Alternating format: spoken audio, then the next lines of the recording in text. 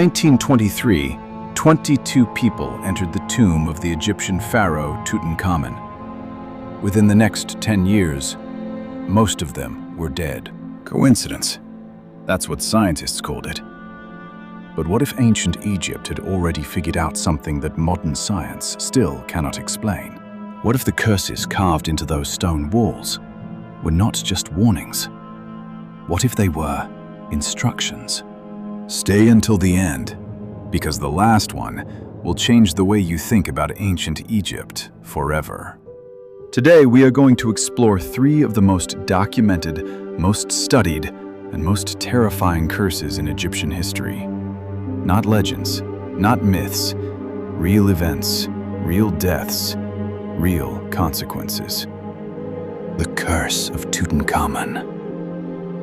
The curse of the pharaohs. And one curse so dark that Egyptologists refused to publish it for over 40 years. November 4th, 1922. Howard Carter, a British archaeologist, makes the discovery of the century. Deep beneath the Valley of the Kings in Egypt, he finds a staircase, a sealed door. And behind that door, the untouched tomb of the boy pharaoh Tutankhamun. A tomb that had not been opened in over 3,000 years. Carter sent a telegram to his sponsor, Lord Carnarvon. Wonderful discovery in Valley. Magnificent tomb with seals intact. Carnarvon rushed to Egypt immediately. On November 26th, they broke through the sealed door together. That night, Carter's pet canary was killed by a cobra. The same cobra that represents the pharaoh's protection in Egyptian mythology. The locals called it a sign. Carter ignored it. Lord Carnarvon was the first to die. Just 5 months after entering the tomb, he was bitten by a mosquito. The bite became infected. He developed blood poisoning. He died on April 5th, 1923. He was 57 years old. At the exact moment of his death, every light in Cairo went out, a complete blackout. No electrical explanation was ever found. By 1929, just 6 years after the opening, 11 people who had been present at the tomb's discovery were dead. By 1935, 22 deaths were connected to the curse.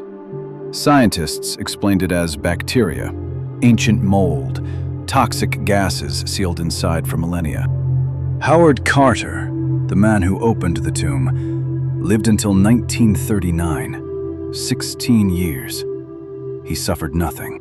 Death shall come on swift wings to him that toucheth the tomb of the pharaoh. Not to those who enter, to those who touch. Carter never touched a single artifact with his bare hands. But Tutankhamun was not the only pharaoh who cursed his tomb. The practice goes back over 4,000 years. Archaeologists call them execration texts. Egyptologists call them protective inscriptions. The ancient Egyptians had a simpler name. They called them the words that kill. In 1993, archaeologists opened the tomb of Pharaoh Amenhotep II.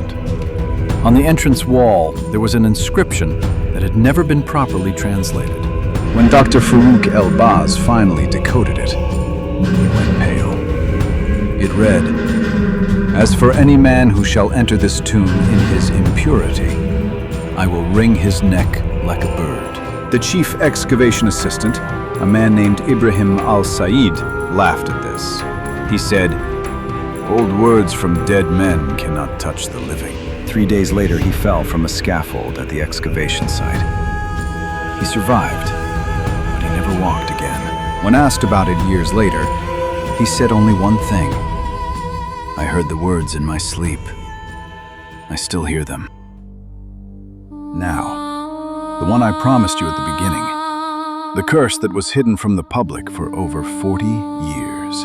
In 1935, a French Egyptologist named Professor Henri Chevalier discovered a previously unknown burial chamber beneath the temple of Karnak. And on the walls of this chamber were inscriptions unlike anything ever found before. Not a curse against robbers, not a warning to the living. This was a curse against time itself. The inscription spoke of something the ancient Egyptians called the memory of stone. Chevalier published a preliminary report,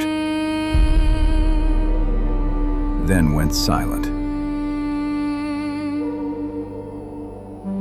For 7 years, he published nothing. When researchers finally read them, they found the last entry, written just weeks before his death. It said only this: "The priest knew we would come. He prepared the walls for us specifically. The curse is not for the tomb robbers. It is for those who would understand it." I believe. Now I understand what he meant. Do not read the final inscription aloud. Do not translate it. Burn these pages. The researchers did not burn the pages. Of the 4 people present at the unsealing of Chevalier's journals in 1978, 3 died within 5 years, all of unrelated, unexplained causes. The 4th, a woman named Dr. Sophie Marchand, is still alive today. She is 91 years old. She has never spoken publicly about what she read in those journals. She has never returned to Egypt. So, were these curses real? Science says bacteria, toxic mold, coincidence, and the human tendency to find patterns in chaos. But consider this. The ancient Egyptians spent thousands of years studying death. They dedicated entire civilizations to understanding what happens after we die. Is it so impossible that they discovered something? Something they chose to weaponize? Maybe the real question is, what exactly did they know that we don't? If you want to know what else ancient Egypt was hiding, subscribe, because next week we go even deeper. And drop a comment below. Do you believe in curses? Or is it all just coincidence? I read every single one.